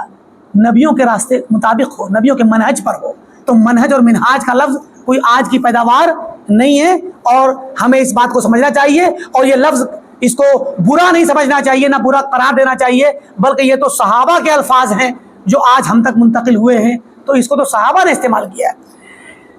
اسی طریقے سے ابو الاحوص سلام بن سلیم الحنفی بہت بڑے تابعین میں سے ہیں، اسود بن قیس التابعی، اسود بن قیس النخعی جو تابعی تھے، ان سے انہوں نے سنا ہے۔ تو اور یہ جو ابو الاحوص ہیں، ابو الاحوص بڑے مشہور علماء میں سے ہیں، تو یہ جو ہے کیا نام ہے صاحب سنت و اتباع، مطلب ان کی سنت کی پیروی ایک مشہور پہچان تھی، ابو الاحوص الحنفی۔ تو ان کی اتفاق سے ان کی وفات بھی تبھی ہے جب امام مالک کی وفات ہے 179 میں۔ ابو الاحوص اور امام مالک اور حماد بن زید، یہ تینوں لوگ ایک ہی سال وفات پا گئے 179 میں۔ تو ابو الاحوص کہتے ہیں کان یقول لنفسہ، خود سے کہا کرتے تھے، ابو الاحوص خود کو خطاب کر کے بولتے تھے، جسے مونولوگ کہہ سکتے ہیں یا سولو لکھی کہتے ہیں ادبی لٹریچر میں، کہ خود سے بات کرنا، خود کو خطاب کرنا، خود کی تعریف اور توبیخ کرنا، خود کی تنبیہ کرنا۔ کیا کہتے تھے؟ یا سلام، سلام نام تھا ان کا، سلام بن سلیم، اے سلام نم علی سنہ، سنت پر سو جاؤ، سنت پہ سو، یعنی سوتے وقت یاد دھیان رہے کہ سنت پر قائم ہو، سونے سے پہلے اپنے منہج کو صحیح کر لینا، بستر پر جانے سے پہلے اپنے منہج کا مراجعہ کر لو، کوئی غلط بات تو نہیں کہہ بیٹھے دن بھر میں، غلط راستے پہ تو نہیں چلے گئے، بدعت پہ تو نہیں چلے گئے، سنت سے تو منحرف نہیں ہو گئے۔ کہا کہ نم علی سنہ، سنت پر سویا کرو، سنت پر سو، خود کو کہہ رہے ہیں۔ خیرن، تمہارے لیے یہ بہتر ہے، من ان تقوم علی بدعہ، کہ تم صبح کو اٹھو بدعت پر، صبح بدعت پر اٹھنے سے بہتر ہے کہ سنت پر سو۔ کیا مطلب؟ اپنا مراجعہ کرو اور محاسبہ کرو کہ کہیں ایسا تو نہیں کہ دن بھر کی دوڑ بھاگ میں نفس نے یا شیطان نے بہکا دیا ہو اور کچھ کوئی بات یا کوئی منہج کی کوئی غلطی ایسی کر بیٹھے ہو جو سنت کے خلاف چلی گئی ہو، تم بدعت پر ہو اور سو جاؤ اسی پہ، صبح پھر بدعت پر اٹھو۔ لہذا رات کو لیٹتے وقت اپنا محاسبہ کرتے تھے اور سنت پر پیروی کے متعلق خود کو تلقین کرتے اور یاد دہانی کراتے۔ کتنی عظیم الشان بات ہے، کتنی عظیم الشان بات ہے۔ اور سلف کا طریقہ کہ یہ اپنے آپ کو نہ صرف یہ کہ دوسروں کو تلقین کرتے کہ لوگوں سنت پر رہو اور سنت پر کم عمل کرنا بہتر ہے اس بدعت سے اور طرح طرح کی باتیں جو گزری، کہ بندہ اگر سنت پر اثر پہ رہی ہے تب تک وہ طریق پر رہے گا. یہ باتیں دوسروں کو کہنے کے ساتھ ساتھ خود کا محاسبہ کرتے تھے. یہ بہت عظیم الشان بات ہے. آپ دیکھیں گے کہ سلف کی کتابوں میں، یہ ابن بطہ کی کتاب، اس طرح کی کتابوں میں ہمیں جہاں منہج اور مسلک اور عقیدہ اہل سنت والجماعت اور سلف ملتا ہے، وہیں ہمیں تربیت ملتی ہے، ہمیں اپنی زندگی کو جینے کا اور ان کی سیرتوں سے فائدہ اٹھانے کا موقع ملتا ہے. کہ ہمارے سلف، ابھی دیکھیے گزرا مطر اور ورراق کے بارے میں امام ذہبی نے کہا کان من العلماء العاملین، اور بعض علماء نے تو یہاں تک کہ صراحت کر دی کہ انشاءاللہ مجھے امید ہے کہ جنت میں جائیں گے. تو اور ان کے زہد اور فقہ کی مثال پیش کی جاتی تھی. تو یہ مطر وراق کی مثال. اور یہاں دیکھیے ابو الاحوص، وہ مطر وراق تابعی تھے، اور ابو الاحوص سلام بن سلیم الحنفی یہ جو ہیں تبع تابعین میں سے ہیں. تو یہ اپنے آپ کا محاسبہ کرتے تھے. یہ بڑی عظیم الشان بات ہے. تھوڑا سا بچا ہے، میرے خیال ہے ختم کر دیتے ہیں، باب ختم ہو جائے گا انشاءاللہ. اسی کے ساتھ آگے امام ابن بطہ اپنی سند سے شریح، قاضی شریح بہت ہی مشہور عالم ہیں، بہت بڑے قاضی ہیں. قاضی شریح تابعی کبار تابعین میں سے، مخضرمین میں سے. بعض لوگوں نے تو کہا کہ ان کو صحبت حاصل ہے اللہ کے نبی کی، لیکن صحیح بات یہ ہے کہ یہ مخضرم ہیں، یعنی اللہ کے وسلم کے زمانے میں اسلام لے آئے تھے لیکن آپ کو دیکھنے یا ملاقات نصیب نہیں ہوئی. تو ان کو حضرت عمر نے کوفہ کا قاضی بنایا تھا. قاضی شریح بہت مشہور ہیں، ان کی وفات سن 78 ہجری میں ہے. تو قاضی شریح سے قول آ رہا ہے، وہ کہتے ہیں کہ انما اقتفی الاثر. قاضی شریح کہتے ہیں، اب دیکھیے وہ خود صحابہ کے درجے میں تقریباً، کیونکہ ظاہر ہے کہ مخضرم ہے، زمانے نبوت پایا ہے، لیکن بہرکیف اصل مقام تو ان کا تابعین کا ہے، کبار تابعین کا، اس لیے کہ اللہ کے وسلم کو دیکھا نہیں، نہ ملاقات کی آپ سے کسی طرح سے. تو کہتے ہیں کہ انما اقتفی، میں پیروی کرتا ہوں الاثر، اثر کی. خود صحابہ کے زمانے میں ہے تو کس کی پیروی کرتے ہیں؟ کبار صحابہ ہیں اور اللہ کے نبی ہیں. اثر یہاں پہ اثر صحابہ اور اثر نبوی یہی مراد ہے. تو کہا کہ میں پیروی کرتا ہوں اثر کی. فما وجدت قد سبقنی بہ، یعنی الصدر الاول. تو جس بات کے متعلق میں یہ پاتا ہوں کہ مجھ سے پہلے سبقت کر گئے ہیں صدر اول کے لوگ، کبار صحابہ، حدثتکم بہ، تو میں اسی بات کو تمہیں بیان کرتا ہوں. یعنی میں ایسی بات نہیں کہتا، نہ اس کی پیروی کرتا ہوں جس کو صدر اول کے صحابہ اور کبار صحابہ نے نہ کہا ہو نہ کیا ہو. میں تو انہی کی بات اور انہی کی سیرتوں کو دیکھتا ہوں، جو باتیں انہوں نے کہی ہیں اور جو باتیں جن پر انہوں نے عمل کیا، میں جب اس کو پا جاتا ہوں تو میں اس پر عمل کرتا ہوں. تو یہ دیکھیے بڑے بڑے تابعین کا اور صحابہ کے درجے کے تقریباً یہ مخضرمین ہیں، ان کا یہ مسلک اور منہج تھا، ان کی خود کی یہ عادت تھی. آگے کی روایت آ رہی ہے، عبداللہ بن ادریس الاودی الکوفی ثقہ ہیں، فقیہ عابد ہیں. یہ اپنے والد ادریس بن یزید الاودی کے بارے میں کہتے ہیں کہ قال ایاس بن معاویہ، ایاس بن معاویہ بھی یہ بہت بڑے قاضی تھے اور ان کے تو بڑے قصے مشہور ہیں قضا کی، ان کی ذہانت کے. تو ایاس بن معاویہ نے کہا کہ تدری ما القضاء، کیا تم جانتے ہو کہ فیصلہ کیسے ہوتا ہے؟ قضا ہے کیا چیز؟ فیصلہ کسے کہتے ہیں؟ کیسے فیصلہ کرنا چاہیے؟ یعنی فیصلہ کرتے وقت کیسا ذہن ہونا چاہیے تمہارا؟ کیا تمہیں ذہن میں رکھنا چاہیے؟ تو میں نے پوچھا ما القضاء، کیا ہے فیصلہ، کیا ہوتا ہے؟ کہا کہ ایاکم وما ینکرہ الناس، کہ تم جو ہے ہمیشہ کبھی بھی فیصلہ، یعنی اپنی زندگی میں اگر تمہیں قاضی بننا ہے، یعنی قاضی خود پر بھی بنو، ضروری کہ تم قاضی ویسے بنو کہ لوگوں کے درمیان فیصلے کرو، یعنی اپنی زندگی میں چلنے کے لیے بھی قاضی بننا چاہیے. اور قاضی کیا؟ ایاکم وما ینکرہ الناس، بچو اس چیز سے جس کو لوگ جس کو منکر جانتے ہیں، یعنی جو علماء اور سلف اور اس زمانے کے جو علماء تھے وہ جس کو منکر جانتے ہیں اس سے بچو، منکرات سے، بدعات سے، خرافات سے. وعلیک بما یعرفہ الناس، اور اس چیز کو مضبوط پکڑو جس کو لوگ جانتے ہیں، علماء جانتے ہیں کہ یہ سنت ہے، یہ اثر ہے، یہ صحیح ہے. منکرات کے پیچھے بھاگو گے تو یہ تمہیں گمراہ کر دیں گی، چاہے وہ تمہاری زندگی کا معاملہ ہو یا تمہارے اگر قاضی بن گئے ہو تو فیصلے کے متعلق ہو. تو یہاں پر چونکہ سیاق کتاب و سنت کا ہی ہے تو اسی سیاق میں مختصر کلام نوٹ کیا امام ابن بطہ نے، تو اس کی تفسیر اسی سیاق سے کی جائے گی، ورنہ ناس کا میننگ تو لوگ ہوتا ہے کہ لوگ جیسے اگر اس کو ہم عام مان لیں تب تو یہ بات حجت نہیں ہوگی، اس لیے کہ لوگ جس کو منکر جانے اس کو چھوڑ دو اور لوگ جس کو معروف جانے اس کو پکڑ لو، تو یہ تو لوگوں کے زمانے بدلتے بدلتے اور جگہ بدلتے بدلتے لوگوں کی کہ پہچاننے کا معیار بدل جاتا ہے، سمجھے کہ نہیں؟ تو اس لیے اس سے مراد الناس سے مراد الف لام عہد کا مخصوص لوگ ہیں، یہاں پر مراد وہ لوگ جو ان کے زمانے میں صحابہ کے تابعین کے بڑے جو لوگ ہیں صحابہ اور تابعین، وہ لوگ جس بات کو جانتے ہیں، یعنی جس چیز کو سنت کے طور پر جانا جاتا ہے اس کو تم پکڑو اور لازم پکڑو، اور جس کو سنت کے طور پر نہیں جانا جاتا جو منکر ہے اس کو چھوڑ دو۔ ایسے ہی ابراہیم النخعی سے کہتے ہیں، یہ قول ہے کہ دوسری روایت میں کہتے ہیں کہ قال لو ان اصحاب محمد، بہت عظیم شان بات آ رہی ہے، ابراہیم بن یزید النخعی تابعی جو ابھی 96 ہجری میں ان کا انتقال ابھی بات گزری، تو ابراہیم نخعی کہتے ہیں کہ لو ان اصحاب محمد مسحوا على ظفر، ابراہیم نخعی کوفی تھے، کوفہ میں تھے، اور آپ جانتے ہیں کہ کوفہ میں رافضیوں اور شیعوں کا غلبہ تھا، اور یہ رافضی شیعہ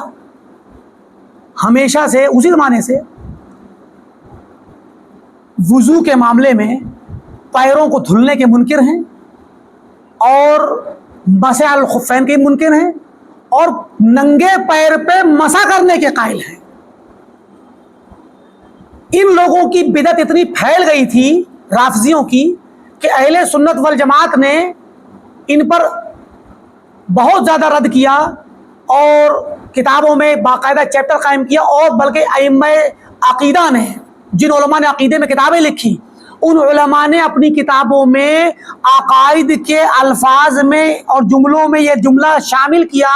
کہ وَنَرَى الْمَسْحَ عَلَى الْخُفَّيْنِ، امام طحاوی فرماتے ہیں کہ ہمارا عقیدہ ہے کہ خفین پہ مسح کرنا چاہیے، جبکہ خفین پہ مسح کرنا یہ فقہی مسئلہ ہے۔ تو فقہی مسئلے کو عقیدے میں شامل کیا علماء نے، کتنا خطرناک فتنہ پھیل گیا تھا ان رافضیوں کا، شیعوں کا، 12 امامیوں کا، جعفریوں کا، ان کا فتنہ اتنا پھیل گیا تھا کہ لوگ سنت کا انکار کرتے تھے، انہوں نے سنت کا انکار کیا۔ تو اس پر امام طحاوی نے جب نقل کیا تو امام ابن ابی العز الحنفی رحمۃ اللہ علیہ نے اپنی شرح عقیدہ طحاویہ میں اس پر تفصیل سے کلام کیا ہے، اور ان کی دلیلوں کو بڑے تفصیل سے لے کر کے ایک ایک دلیل کا بخیہ ادھیڑ کر کے ان کو رسوا کیا ہے، اور ان کی جہالت کو اور ان کی ہٹ دھرمی کو واضح کیا ہے، اور ان کی خباثت کو واضح کیا کہ یہ ان کا استدلال بھی غلط اور ان کا یہ دھوکہ دینا امت کو غلط ہے، بلکہ اس کی تفصیل کا وقت نہیں ہے، لیکن اتنا آپ جان لیں کہ یہ خفین پہ مسح کرنا ان کے لیے، یہ لوگ یعنی رافضی شیعہ، یہ لوگ اس کو حرام کہتے تھے موضوع پہ مسح کرنے کو، اور صرف پیر پہ مسح کرنے کی بات کرتے، اور پیر کے دھلنے کو منع کرتے تھے۔ تو ان پر علماء رد کرتے تھے۔ اسی سیاق میں یہ بات کہی جا رہی ہے کہ ابراہیم بن یزید النخعی کہتے ہیں کہ لو ان اصحاب محمد مسحوا على ظفر، اللہ کی قسم،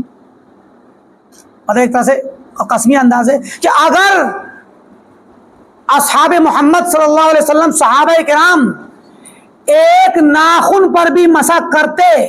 اگر انہوں نے ایک ناخن پر مسح کیا ہوتا، لما غسلت، تو اللہ کی قسم کہ میں اس ناخن کو دھلتا نہیں، اس کو میں مسح ہی کرتا۔ یعنی پیر کو دھلنے سے آپ لوگ منع کرتے ہو، تم تو پیر کے مسح کی بات کر رہے ہو، اگر صحابہ نے پیر تو بہت دور، ناخن پر بھی مسح کیا ہوتا ذرا سا، تو میں اس ناخن کو بھی نہ دھلتا پیروی میں، التماس الفضل فی اتباعہم، ان کی پیروی میں جو مجھے فضیلت ملتی اور ثواب اور اجر ملتا اور جو خوشی ہوتی، اس کی خاطر کہ صحابہ کے منہج کی پیروی میں اور ان کی پیروی سے حاصل ہونے والی فضیلت اور ایک مقام و مرتبہ جو مجھے ملتا، اس کی خاطر میں صحابہ کے مسح کیے ہوئے ناخن کی برابر یا ناخن پہ مسح کیا ہوتا تو میں اس ناخن کو نہیں دھلتا، بقیہ دھل لیتا۔ تم تو پیر کو مسح کرتے جبکہ صحابہ نے پیر دھلا ہے۔ تو یہ دیکھیے یہ تابعین کا اور ان کے بعد کے لوگوں کا طریقہ کہ جنہوں نے رافضہ اور اہل بدعت کی بدعتوں پر رد کرنے کے لیے ہر طریقے سے لوگوں کی تربیت کی اور ان پر رد کیا، اور سلف کی اتباع کو لازم پکڑنا، اس کی اہمیت کو واضح کیا کہ بتایا کہ دیکھیے کہ ذرا سا ناخن، اگر مان لیجئے پورے پیر کو دھلا ہوتا صحابہ نے اور ایک ناخن پر، کسی انگلی کے ناخن پر مسح کیا ہوتا، تو ہم یہ جان جاتے کہ یہی سنت ہے۔ تو پھر ہم کیا کرتے؟ پیر دھلتے وقت اس ناخن کو چھوڑ دیتے اور بقیہ پیر دھلتے اور اس ناخن پہ صرف مسح کرتے۔ سبحان اللہ، یعنی چھوٹی سی بھی سنت ہوتی صحابہ کی تو ہم اس پر عمل کر کے دکھاتے، کیونکہ صحابہ کی پیروی کرنے میں ہی اصل فضیلت ہے۔ آگے ابراہیم نخعی سے ایک اور بات آ رہی ہے اسی طرح کی، کہتے ہیں کہ لو بلغنی، اگر مجھے یہ بات پتہ چل جائے انہم کے صحابہ لم یجاوزوا بالوضوء ظفرن، کہ انہوں نے وضو میں جس جگہ جہاں تک وضو کرنا چاہیے وہاں تک وضو کرنے کی جگہ پہ ایک ناخن سے بھی زیادہ انہوں نے اضافہ نہیں کیا، لما جاوزتو، تو میں بھی اضافہ نہیں کروں گا، میں بھی بڑھوتری نہیں کروں گا۔ وَكَفَى بِنَا عَلَىٰ قَوْمٍ أَزْرَاءً، ہمارے لیے کسی بھی قوم یا کوئی بھی لوگ ہوں ان کی رسوائی یا ان کی بدنامی اور تحقیر کے لیے کافی ہے کہ ہم ان کے اعمال کی مخالفت کریں، یعنی ہم صحابہ کے طریقے کی مخالفت کریں، ہمارے لیے کافی ہے کہ آپ مزید الگ سے ہمیں صحابہ کی توہین کرنے کی ضرورت نہیں ہے، ان کے عمل کی مخالفت کر دو، یہی ہم نے صحابہ کی توہین کر ڈالی۔ بہت بڑی بات ہے یہ وہ نصوص ہیں، سبحان اللہ، ہمارا باب بھی ختم ہونے والا ہے، ورنہ یہ وہ نصوص ہیں، یہ وہ اقوال ہیں جو اہل سنت اور اہل الحدیث کے لیے نبراس کا کام دیتے ہیں، شمع کا کام دیتے ہیں، شمع مشعل کا کام دیتے ہیں، مشعل راہ۔ اور اہل الحدیث اور سلف کا اور سلفی حضرات اور سلفی امت کا یہ وتیرہ ہے کہ وہ صحابہ کے طریقے سے روگردانی کرنا اپنے لیے صحابہ کی گستاخی شمار کرتے ہیں، صحابہ کے طریقے سے ہٹنا صحابہ کی گستاخی شمار کرتے ہیں۔ تو پھر اہل سنت کی طرف منسوب لوگ اگر صحابہ ہی کی گستاخی کرنے لگے تو کیا وہ سنت اہل سنت میں شمار ہوں گے؟ جو صحابہ کرام رضوان اللہ علیہم اجمعین اور بلکہ کبار صحابہ اور مشاہیر صحابہ پر کلام کریں اور ان کی گستاخی کریں، ان بد زبانی کریں اور اپنے آپ کو سنی کہیں، ایسے لوگ قطعاً سنی نہیں کہلا سکتے۔ ایسے لوگوں کا سنت اور سنت کے دائرے میں کوئی مقام نہیں ہے، چاہے وہ کہیں کے بھی ہوں، ہمارے ملک کے ہوں یا غیر پڑوس ملک کے ہوں، جو آج کل صحابہ کرام پر اپنی زبانیں اور اقلام چلا رہے ہیں، ان کا سنت سے کوئی واسطہ نہیں۔ سنت کی پیروی کرنے والا تو وہ ہے جو ابراہیم بن یزید نخعی کی پیروی کرے اور ان کے طریقے پر صحابہ کرام کے عمل اور ان کی سنت اور ان کے آثار کی تعظیم کرے اور ان کی مخالفت کو ان کی گستاخی شمار کرے۔ لہذا یہ تو سلف کے متبعین اور اہل الحدیث اور سلفیوں کے لیے شرف کی بات ہے کہ ہم صحابہ کے منہج پر ہیں اور صحابہ کے طریقے کو پر چلنا ہمارے لیے فضیلت ہے، چاہے ایک ناخن کے برابر کیوں نہ ہو، اور صحابہ کے طریقے کی مخالفت کرنا ہم اپنے لیے گستاخی سمجھتے ہیں۔ اگر صحابہ کا کوئی اجماعی مسئلہ ہے، ہو سکتا ہے کوئی صحابہ کے درمیان آپسی اختلافی مسئلہ ہو، تو ظاہر ہے کہ ان میں سے کوئی ایک قول ہی لیا جائے گا جو زیادہ صحابہ کا ہو یا راجح قول ہو صحابہ کا، جو بھی شکل ہے ترجیح کی، عمل کی۔ لیکن اگر صحابہ کا متفقہ کوئی قول ہے اور عمل ہے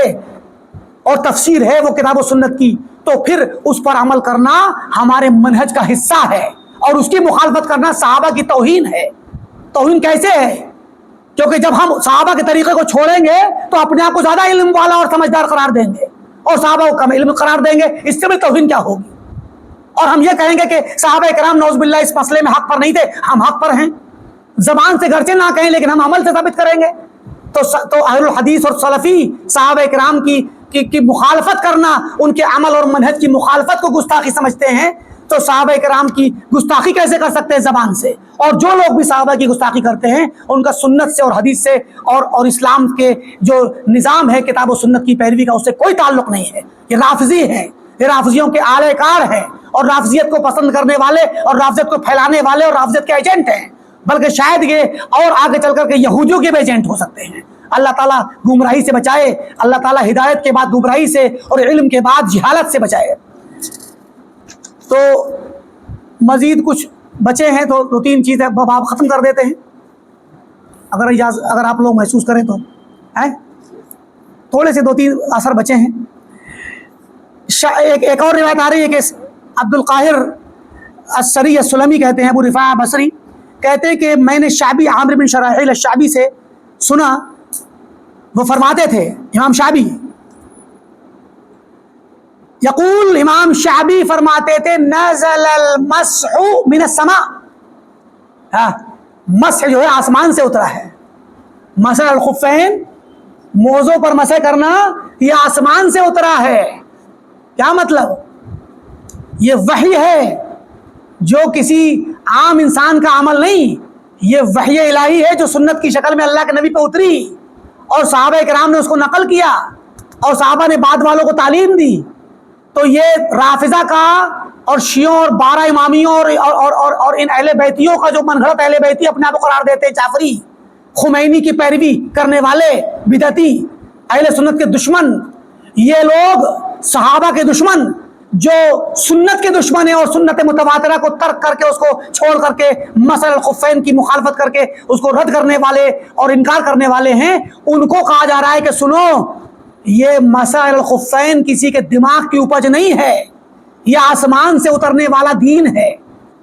لہذا اس پر شک شبہ نہ کیا جائے. اس پر تو خیر انشاءاللہ کوئی موقع پڑا آئندہ درس میں کوشش کریں گے اسی کی وضاحت کریں، کیونکہ مسح الخفین کے مسئلے کو امام ائمہ نے اور خاص کر امام طحاوی اور امام ابن ابی العز حنفی نے بڑا تفصیل سے پیش کیا ہے اور ان رافضیوں کے 12 امامیوں کے اور ان زیدیوں کے جو ہے شبہات کا دنداں شکن جواب دیا ہے.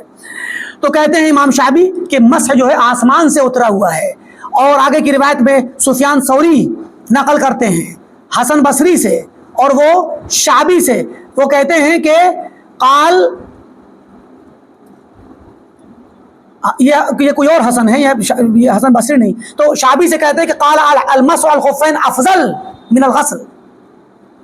مسح الخفین کرنا پیر کو ننگا کر کے دھلنے سے افضل ہے. سبحان اللہ. دیکھیں آپ کہتے کہ لأن المسح سنہ لأن المسح سنہ والسنۃ افضل. یہاں پر اصل میں آپ دیکھیں کہ پیر دھلنا بھی سنت ہے، لیکن پیر دھلنا قرآن سے بھی ثابت ہے.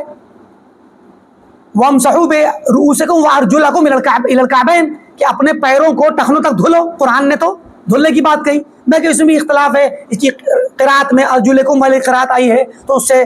رافضہ نے پیر پہ مسح کرنا ثابت کیا، اس کو رد کیا گیا ہے. تو کہا کہ موزے پر مسح کرنا یہ افضل ہے پیر دھلنے سے. اب یہ کس سیاق میں کہا جا رہا ہے؟ حالانکہ پیر دھلنا قرآن سے بھی ثابت اور سنت متواترہ سے ثابت اور صحابہ سے ثابت، اور مسح کرنا بھی سنت سے ثابت. تو یہ اس کا سیاق وہی جو ہم نے پہلے بات بتائی شروع میں کہ اہل سنت اور اہل علم یہ دیکھتے ہیں کہ بیماری جہاں پر جو پھیلی ہوئی ہے اس بیماری کا علاج دینا ہے. تو اب کوفہ میں اور یہاں کے علاقوں میں یہ شعبی جو ہے کوفی واسطی ہیں، یہ واسط شہر کوفہ بصرہ کے درمیان تھا. یہ پورا علاقہ جو ہے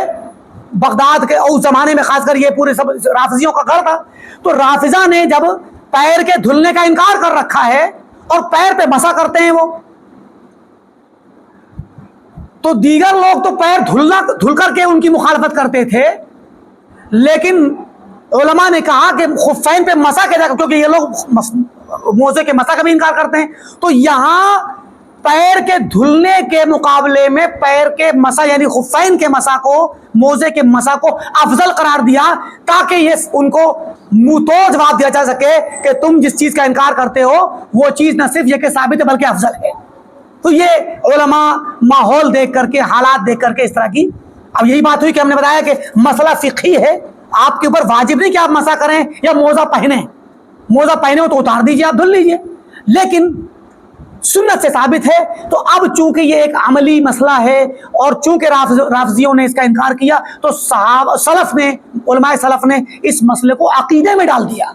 اور اپنے بچوں کو سکھانے لگے کہ ہمارا مسلک اور ہمارا اعتقاد ہے کہ ہم موزوں پر مسح کریں گے. تو یہی بات کہنا چاہتے ہیں کہ موزوں پہ مسح کرنا یہ پیر دھلنے سے افضل ہے. یہ عمومی حکم نہیں ہے، یہ سیاق سمجھنا ہوگا، اس ماحول کو سمجھنا ہوگا جہاں پر موزے کا مسح تو بہت دور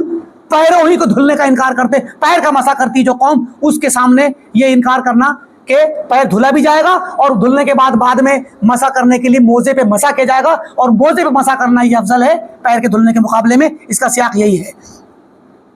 आगे फरमाते हैं, मुअतमिर बिन सुलेमान कहते हैं कि मा बलगा अबी, मेरे बाप जी सुलेमान बिन तरखान अत्तैमी जो ताबई हैं, मुअतमिर के वालिद सुलेमान ये ताबई हैं और बड़े किबार हुफ़ाज़ में से हैं, अइम्मा कुतुब सित्ता ने इनसे रिवायत नकल की, सिक़ा हैं। तो कहते हैं मेरे बाप को कभी भी मा बलगा अबी अमरान है, मेरे वालिद को कभी भी दो मामले अगर पहुँचे, दीन की दो बातें पहुँची किसी मसले में, तो उनका तरीक़ा यह था कि जब भी कभी ऐसी बात पहुँचती इल्ला अख़ज़ बिअशद्दिहिमा, वो हमेशा सख्त बात पर ही अमल करते थे। उनकी आदत थी, बाद लोग अजीमत पर अमल करते, रुख़सतों पर अमल नहीं करते, तो उनकी आदत थी कि वो जो शदीद मामला होता था उसी पर अमल करते थे हर मामले में, इल्लल मसल खुफ़ैन, सिवाय मसल खुफ़ैन के मसले के। अब देखिए एक आदमी है मोज़ा पहने है, तो या तो वो मोज़े पर मसा कर ले या मोज़ा उतार के पैर धुल ले। तो पैर धुलना शदीद वाला मामला, शिद्दत वाला है, सख्त है, थोड़ा सा पाबंदी है, शरीयत और अजीमत और दीन के लिए सख्ती उठाने और ठंड बर्दाश्त करने वगैरह वगैरह पर दलालत करता है। तो कहाँ मेरे वालिद हमेशा ऐसे मामलों में शदीद वाला मामला, सख्त वाला मामला इख्तियार करते थे सिवाय इस मसले के। क्यों? क्योंकि यहाँ पर हाफिज़ा पे रद्द करना मकसद था। तो देखिए यानी उलमाए सलफ का तरीका था कि वो अपने मनहज से हट करके, अपनी आदत से हट करके अपने मनहज को कभी कभार तरजीह देते हुए बिदतियों पर रद्द करते थे और अपनी आदत से हट करके मामले को इख्तियार कर, जब देखते नज़ाकत माहौल की। तो फरमाया कि फ़इन्नहु काना यमसह, क्योंकि वो खुफ़ैन पे मसा करते थे। काला शेख कहते हैं कि युरीदु बिज़ालिका इत्तिबा सुन्ना, वो सुन्नत की इत्तिबा करने की बात कर रहे हैं कि वो सुन्नत की इत्तिबा करते थे, और जो शिद्दत वाली बात होती वो भी सुन्नत ही में होती थी, अलग से बिदत वाली शिद्दत नहीं होती कि खुद से शिद्दत करें खवारिज की तरह, बल्कि वो सुन्नत पर कायम रहते थे। और अगर ऐसा मामला देखते जहाँ पर बिदत वाला होता, वहाँ पर वो सुन्नत के उस पहलू को लेते जो खफीफ होता, हालांकि उनकी आदत में शिद्दत वाले मामले पर अमल करने की आदत थी। आगे अब्दा बिन अबी लुबाबा से रिवायत है, कहते कि अब्दा बिन अबी लुबाबा ये असदी अबुल कासिम अल बज़्ज़ाज़ कूफी सिक़ा हैं, इनका इंतकाल 121 से 130 के दरमियान हुआ। काना मिन फ़ुक़हा अल कूफा, इब्न साद कहते हैं कि कूफा के बड़े बड़े फ़ुक़हा में से थे। तो अब्दा बिन अबी लुबाबा कहते हैं कि इन्नी लउबादिरुल हदस लुब्सल खुफ़ैन, मैं वुज़ू करके रहता हूँ और मुझे जब ऐसा लगता है कि मेरा हदस लायक होगा, मेरा वुज़ू टूट जाएगा, तो मैं काबिल इसके कि मेरा वुज़ू टूटे मैं खुफ़ैन पहन लेता हूँ, तशदीदन लिस्सुन्ना, सुन्नत की ताकीद करते हुए, ताकि मैं बता सकूं कि मोजे पर मसा करना है। यानी आम हालात में होता हूँ वुज़ू करके, आप बावुज़ू हैं, आप अभी आपने मोजे नहीं पहने, आप ऐसी रहिए, लेकिन अब आपको जरूरत पेश आए तो आप मोजे पहले। लेकिन वो क्या करते थे कि वुज़ू टूटने से पहले मोजा पहनते थे ताकि बाद में मसा कर सके और लोगों को बता सके कि मोजे पर मसा करना सुन्नत है खुफ़ैन पे। और इसके बाद उबैद बिन साद, एक रिवायत आ रही है, ये क्या नाम है, मरफू, जो रिवायत सनदन ज़ईफ़ है, कि उबैद बिन साद रज़ियल्लाहु तआला अन्हु कहते हैं कि अल्लाह के नबी सल्लल्लाहु अलैहि वसल्लम ने फरमाया कि मन अहब्ब फितरती फलियस्तन्न बिसुन्नती, जो मेरी फितरत से मोहब्बत रखता है वो मेरी सुन्नत की पैरवी करे। तो बहरकैफ ये बात तो सही है कि जो अल्लाह के नबी से आपकी आदतों से मोहब्बत करेगा, सुन्नत की पैरवी करेगा, करना चाहिए। खाली आपकी फितरी आदतों से मोहब्बत ना करे बल्कि सुन्नत से मोहब्बत करे, क्योंकि आप वसल्लम की सुन्नत ही असल है। फितरी आदतें जो आपकी अज़राए बशर आप किया करते थे, वो ज़रूरी नहीं कि आप उनकी पैरवी करें, लेकिन अगर आप उनसे मोहब्बत रखते हैं, उनमें पैरवी करते हैं, तो जो सुन्नत है असल सुन्नत मासूरा, उनकी पैरवी जरूर करें। ये बात तो बिल्कुल सही है, लेकिन सनदन से ये रिवायत ज़ईफ़ है। अब ये यहाँ पर रिवायत का सिलसिला खत्म हो गया। क़ाल शेख इमाम इब्न बत्ता फरमाते हैं, फ़क़द ज़करतु फ़ी हाज़ल बाब, इस बाब में मैंने जिक्र कर दी मा क़ालहुल मुस्तफ़ा सल्लल्लाहु अलैहि वसल्लम, वो अहादीस और बातें जिन्हें मुस्तफ़ा सल्लल्लाहु अलैहि वसल्लम ने फरमाया, बयान किया, व अमर भी अस्हाबहु, और जिनका आपने अपने सहाबा को हुक्म दिया, व ताबिईन बादहुम, और उनके बाद अच्छे तरीके से उनकी पैरवी करने वाले ताबिईन को हुक्म दिया, मिन लुज़ूमिस सुन्ना, सुन्नत को लाजिम पकड़ने के मुतालिक, वत्तिबाइल आसार, और आसार की पैरवी के मुतालिक मैंने वो तमाम बातें इस बाब में जिक्र कर दी हैं। इतनी बातें माफ़ी किफ़ायत, माफ़ी बलागुन व किफ़ाया, इन बातों में इंशाअल्लाह बलाग हो चुका, बात हमने पहुँचा दी और किफ़ायत के लायक बातें हो गई, काफ़ी हैं। किसके लिए? लिमन शरह अल्लाहु सदरहू, उस इंसान के लिए जिसका दिल अल्लाह ताला मुनशरह करे, कुशादा करे, वासे करे, खोल दे और सीना खोल दे, ववफ़क़हू लिक़बूलिही, और इन बातों को कबूल के लिए उसको अल्लाह तौफ़ीक़ दे।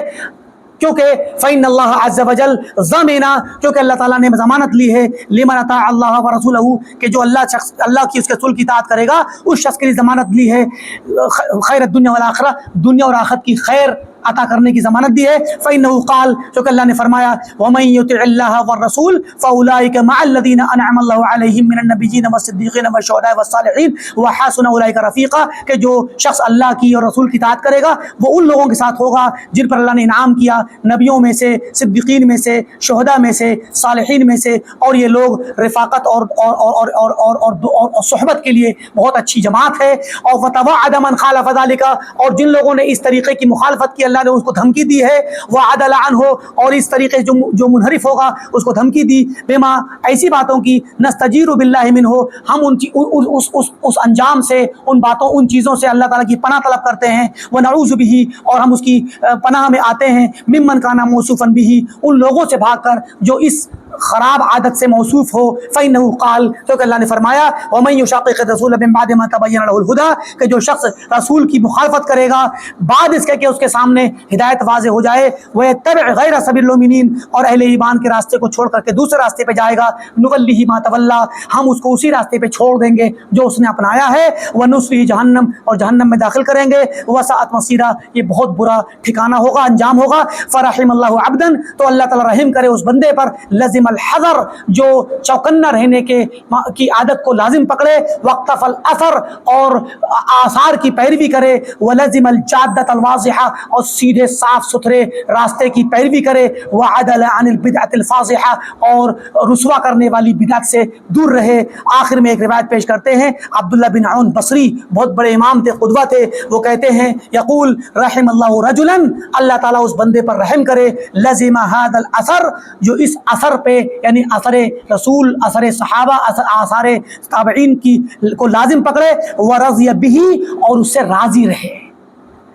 व इन इस्तस्क़लहु, गर्चे उसके ऊपर भारी हो, उस पर अमल करना मुश्किल और दुश्वार हो, वस्तबताहु, और इतना भारी हो जाए कि उससे चलना मुश्किल हो और उसकी रफ्तार कम हल्की पड़ जाए, बोझल हो जाए, फिर भी अगर वो लाजिम पकड़े रहे और उसी पर राज़ी रहे तो अल्लाह ताला ऐसे बंदे पर रहम फरमाए। यहाँ ये बाब मुकम्मल हो गया। अल्लाह रब्बुल आलमीन से दुआ है कि अल्लाह ताला हम तमाम को सुन्नत नबी पर चलने और सहाबा के आसार और ताबईन और सलफ़ के आसार पर चलने की तौफ़ीक़ दे। जब तक हम दुनिया में रहें किताब और सुन्नत पर कायम रहें, जब हमारा ख़ात्मा हो तो तौहीद और सुन्नत पर हो। व आखिरु दावाना अल्हम्दुलिल्लाहि रब्बिल आलमीन, वस्सलामु अलैकुम व रहमतुल्लाहि व बरकातुहू।